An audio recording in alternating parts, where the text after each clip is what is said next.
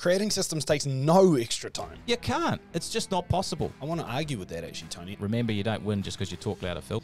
How do I know what systems I should build first? Getting great people makes the world of difference. But you know what goes really well is a chicken and egg burger. Overheads are not a waste of money. But you know, you can't have the mother and child all in one sandwich anyway. It's often terrible advice. A good plan violently executed today is better than a perfect plan executed next week. 100%. So, I've said 100% about 3 times in the last 2 minutes. I think we say 100% about 50 I apologise. times per episode. I 100% apologise for the 100%. 100%. 100%. There's a question that comes up all the time in our $1 Million Tradie coaching program. I'm too busy and I need to hire more people, but should I build the systems and processes first for the new roles, or should I hire the people first? Tune into today's podcast where we talk through how you can bust this annoying problem so you don't get stuck in the trying to decide situation. Alrighty, howdy team. Hope you're doing great today. I'm your host, Tony Fraser-Jones, host of the Profitable Tradie podcast with my co-host and good mate, Phil Smith. Phil's the COO here at Profitable Tradie, which means he basically runs the show. How are you, matey? Yeah, pretty good, mate. Pretty good. Feeling good. Always good. You've been struggling a bit, haven't you? You sort of succumbed to the old Cameron Ovid again. Yeah, mate. Yeah. Had my round 2. I suppose I'm probably just catching up with everyone else, actually. So a lot of people have probably had their round 2 at this point. Yeah, it's still pretty frustrating if you're listening out there and it's still in your world. Well, we're thinking of you and hope you get well soon. Yeah, and if we're not back next week, team, it's because I've just given it to Tony right here across the table, and he'll be tuning in from home. Maybe you should stop the breathing thing. Yeah, I mean, it's like we said earlier, the stats are in, and 100% of those who breathe have been shown to die eventually. So, right. So you're kind of damned if you do, damned if you don't. I suppose so. Yeah. I have that breathing disease. Sorry, mate. Yep. Yeah. Everyone's going out in a pine box. That's it. Well, on not today, though, right? On that not happy note, if we get on top of today's topic, it might help you not want to go out in a pine box with your business. That's it. What are we talking about, buddy? Well, mate, growing a business is overwhelming. I mean, there's so much to do. Jobs, invoicing, pricing, sales, taxes, building a team, etc., etc. The list goes on. And I suppose we all get to the point where we have too much to do and too little time to do it in. So at that point, our heads are just full of stuff and we need help. And there's often more than we and our existing team, if you already have one, can actually cope with. So, you think about hiring, you think about getting help, and, it could be somebody or more people in the office, could be office manager, ops manager, estimator, whatever, or more tradespeople or technicians in the field. But, lots of people you can hire to, lighten that load. And often the next thought is, but how will they know what to do? Because it's a bit of a mess at the moment and it's all stuck in my head, right? Yeah. You get stuck in and you're thinking, well, what's the best way to go? Should I actually get the systems and processes, sorted out first so that when they come in that it's clear what they need to do? Yeah. Or should I hire them? Otherwise, if I do hire them, it'll be a mess if I don't have those systems. But I need some more bodies. I'm and if I don't hire them, I'm not going to have time to build those systems anyway, right? So it's a little bit of that old word, a conundrum. Yeah, a bit of a chicken and egg situation. It is. That's right. Difficult, those chicken and eggs. They are different. But you know what goes really well is a chicken and egg burger. There's something a little bit wrong about it, but it's so good. It's amazing. Yeah, it's delicious. But, you can't have the mother and child all in one sandwich anyway. There's just a little segue here. You know how we like to segue on things. It's quite interesting. I was reading the other day, we're getting more environmental these days, which is probably a good thing. And a lot of countries are getting rid of cage-fed eggs. Not cage-fed eggs, but cage-fed chickens. Yeah. And so you don't get any cage-fed eggs anymore. Yeah. So there's less eggs in the supermarket. Yeah. And they cost a lot more. Well, actually, it goes further than that. So, I know we digress, but this is actually quite interesting. So what's also happened is that the supermarket chains, so not actually the law, but a lot of supermarket chains have come out and said they also won't take barn, which is another style, where it's like a bigger area. It's not actually free range, but a lot of egg farmers have upgraded and spent millions to go from cage to barn. And now the supermarkets, not the actual regulations, have said they won't take barn eggs. Roll. And all these egg farmers are pulling out. And so there was a guy on the radio the other day who's in charge of the egg farmers association in New Zealand. And he said they usually would get a couple hundred new registrations per year. In the last 2 years, they've had 0. So interesting. This is happening all around the world too, not just in little old NZ. No, and so the downstream consequences is that it's a whole lot of people who can't afford to buy eggs anymore. That's it. Which is crazy. Yeah. Anyway, we digress. I've actually just got some chickens. So. Have you? Yeah. For this very reason? For this very reason, mate. I didn't know that. Yeah, I've got 4 chickens now. Mate, we're really in sync. I like this. Yeah. Anyway, I'm sure you have a story for this. I have a story. Well, this is something we saw on our members' Facebook page. So we have a Facebook group for all the members of our $1 Million Tradie program, and there was a post, and I just thought I'd read this post out because you might be feeling exactly the same. And sometimes it's good to know that you're not the only one in the situation. If you do think that, often you feel like you're going crazy. So post went like this: "Good morning, legends. I'm hoping to get some opinions on the following. I'm in need of hiring a project manager or an operations manager, but I'm still working on the systems and processes for my business. I'm trying to work out if I hire someone without the basic systems in place, will that create more or less time for me to build the systems? Thanks in advance." Well, this is a common question, isn't it? We actually get this quite a lot within the $1 Million Tradie program is, hey, there's a key role that I really need to hire. I'm absolutely tapped, but I don't actually have the role set up or any systems for that person to follow. So do I build the systems first or do I hire the person first? Age-old problem, and definitely feels like a chicken and egg, but it's actually not, right? It's not. It's definitely not, and I think there's a clear way to go about this, which I think we should dig into today, because I think if you're listening, you'll find this super helpful. But I guess the thing that I'd love to tease out first is that there's actually some things that happen and don't happen if you kind of stay stuck in that situation. Yeah, that's right. And the first one is that when you get stuck making a decision about which way you'll go, that means you're actually often afraid of making a mistake. Yeah, of it not working out. And when you're in that kind of afraid of making a decision to make a mistake or what's the best option, that causes a lot of procrastination. And typically what happens is the overwhelm in the situation, it just carries on and it gets worse. You typically don't get less busy, you get more busy. That's right. More jobs coming in, more stuff to deal with.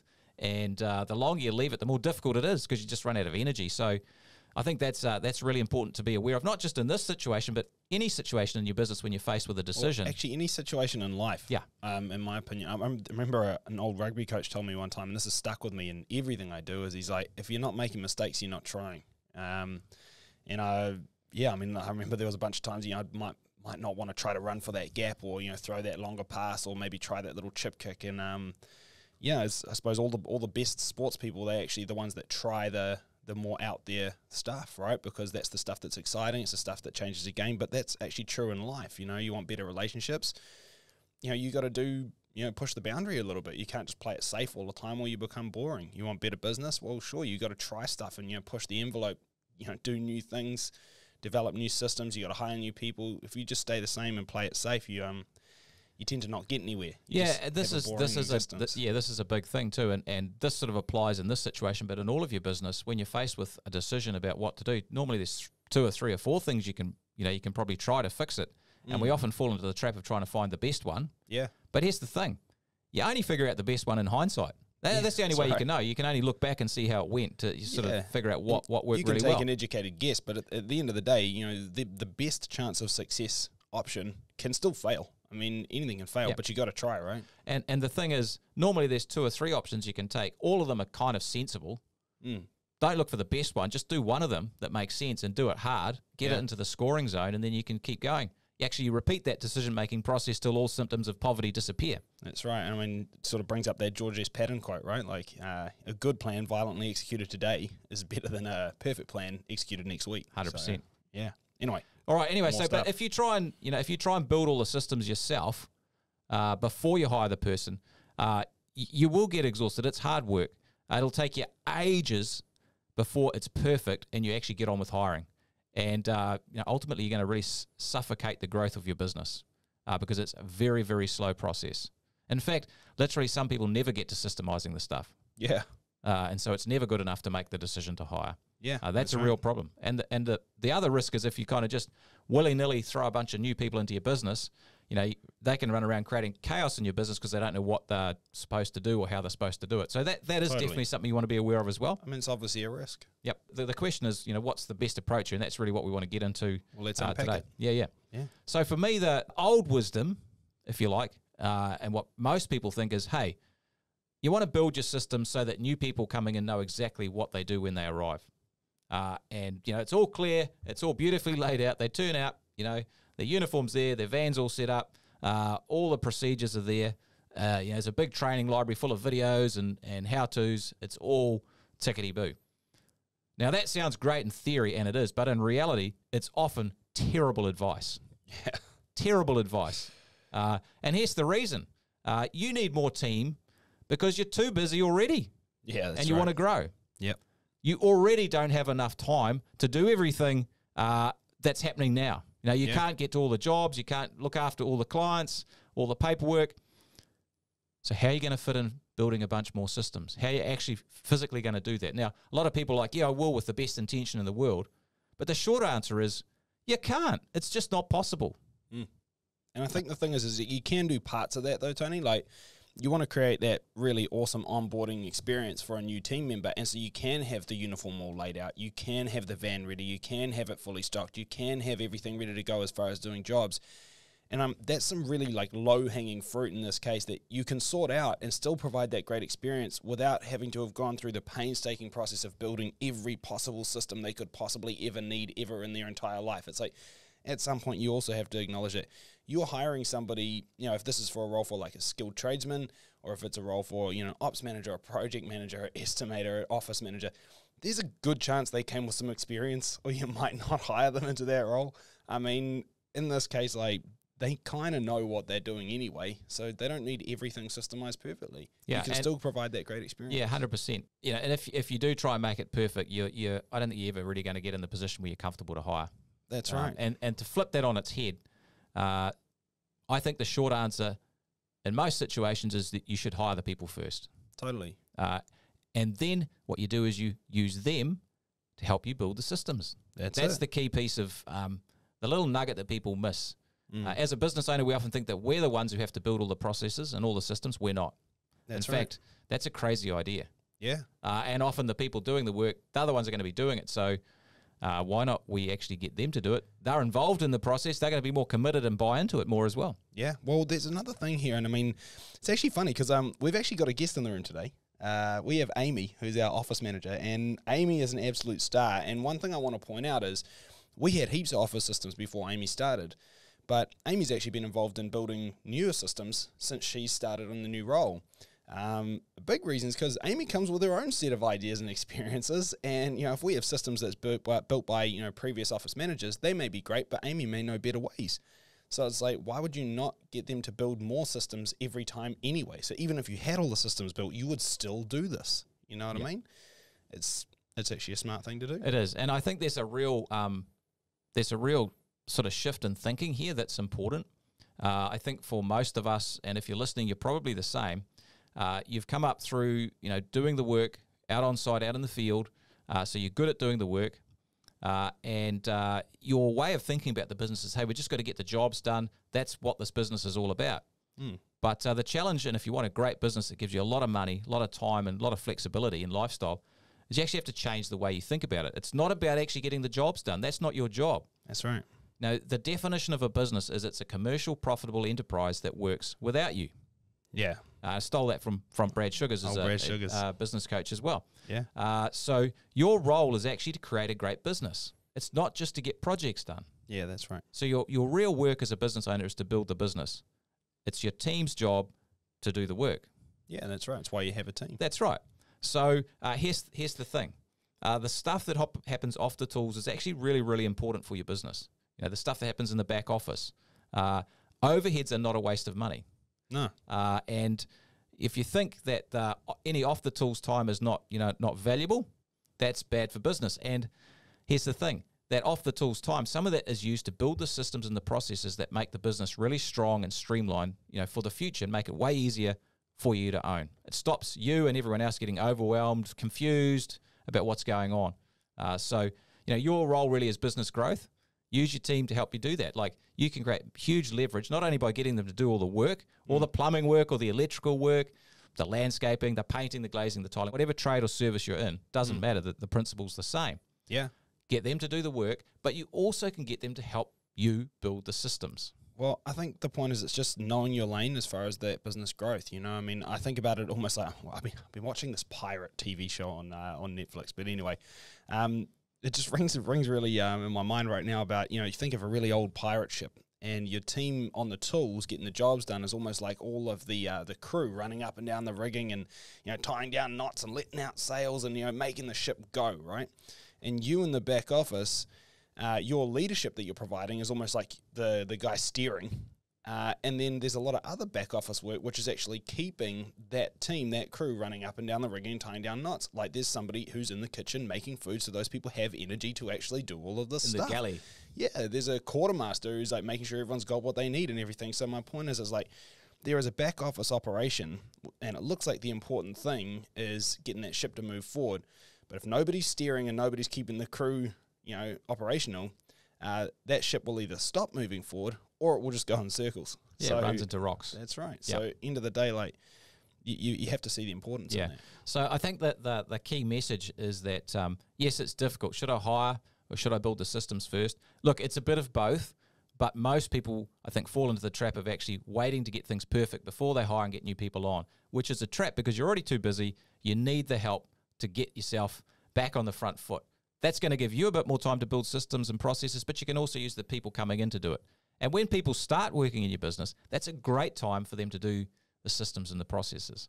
Yeah, that's right. Because they're new to it. They might see things with fresh eyes, or things might not be clear to them that they can really clarify in those systems. So, but the key thing is it might take a little bit of time, which takes maybe a little bit of time away from getting the work done out in the field.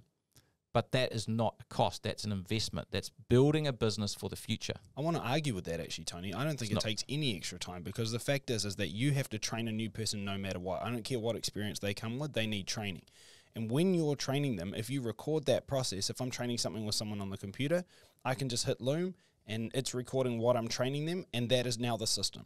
If I'm training somebody how to do something on site, I can get them to film me with their iPhone, get a video of me training them, and now that is the system. So the point is you can create the systems while you train, or they can create the systems while you make sure that their capability is where it needs to be. But either way, you're going to train them and you're going to check their capability. So you might as well record that process and that becomes a system. This takes no extra time. I thought this was going to be a real argument, which I'm disappointed because I'm always up for that. Remember, you don't win just because you talk louder, Phil. Anyway. Well, it depends how loud you talk. Well, really. yeah. If I can't hear you, then I don't know I lost. So that's right. Phil is quite deaf, by the way. But anyway, I think he pretends that he is just so he thinks he's winning. But there's heaps of technology that can make this easier. That's right. And screen recording and using video is incredible rather than just writing a step-by-step process, which is, is a bit of a pain in the backside, to be honest. Yeah.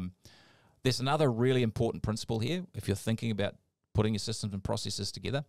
And as the owner, you want to edit stuff, but you don't want to author it. Yeah. So what that means is rather than you sitting down and having a crack at everything and getting pen and paper out of the computer and writing stuff up, get other people to have a go at it, and then you can just put your input on it. Yep. It's way faster. They get 80% of it right. You can add in the bits that need to be added in, and away you go. Right. So that's incredibly time save for you, incredible time save for you. Yeah. Edit, don't author. Look, like you said, practically speaking, the team are doing the jobs day to day. They're going to have great input on it. Yeah. And, whether that's a quality assurance checklist for, piping out a house or, pre-wiring a house or prepping some paving or whatever it is, they're the ones who do it. So they're going to have a lot of good input.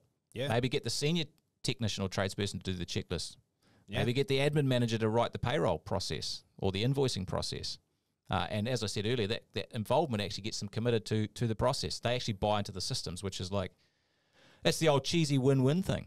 That's right. Well, it's not so cheesy. I mean, it's real. Everyone wants a win-win, right? If you can get one. And you can also get the other team members to review the system. So if you've got a few tradespeople or technicians, you maybe get one person to do it, someone else can review it and give their input. So you get it pretty good without you having to do a lot of work at all. Yeah, and I mean, for the review, just get somebody else to try and use it. And I mean, if they can use it, then it's usable and we're good to go. I mean, it rings that saying in my head about 80% out the door is better than 100% in the drawer. Like that's if you're using it, then it's better than the thing that's perfect that's not used, right? 100%. So I mean, like, don't try to get every detail right. You'll never be able to get every single detail correct for every single variable on every single job. But if you can get 80% there, like, shit, you're doing pretty well, right? It's a good start. Yeah. And what you can do from a practical perspective is just give your team some examples or templates to follow so they know what the finished product needs to look like. Yeah. And we have lots and lots of checklists and processes and stuff in our membership website where all our resources are, and people can just take those and it might fit perfectly, or they can give it to their team as an example and just use that for how to present it and build off it, which is huge. That's right. I think the next thing is important is it's quite overwhelming to do this. Yep. There's a lot of processes, but just use the traffic light system. You know, like red, amber, green. So what are the processes and systems that are causing you real headaches right now? Yeah. And just do those first. They're red. Fix those up, because, you know, you fix the 5 or 10 of those up, you probably solved 50 or 60% of the problems. Oh, I would argue right there. more. Think about the old 80-20 rule, right? Yep. I mean, it's probably 20% of your processes cause 80% of your headaches. You know, Yeah, or not having 20% of them. Yeah, that's right. Not having 20%. So either way, it'll be 20% of things that are causing 80% of your problems. 100%, yeah. And then within that 20% of those cause 80% of those problems. So I mean, Yeah. it sort of drills down further. I need to digress again. I've said 100% about 3 times in the last 2 minutes. I think we say 100% about 50 times per episode. I apologize if you're listening and you're 100% over the 100%, because I 100% apologize for the 100%. 100%. 100%. I'll try better. 100%. 100%. All right. Okay. Last thing.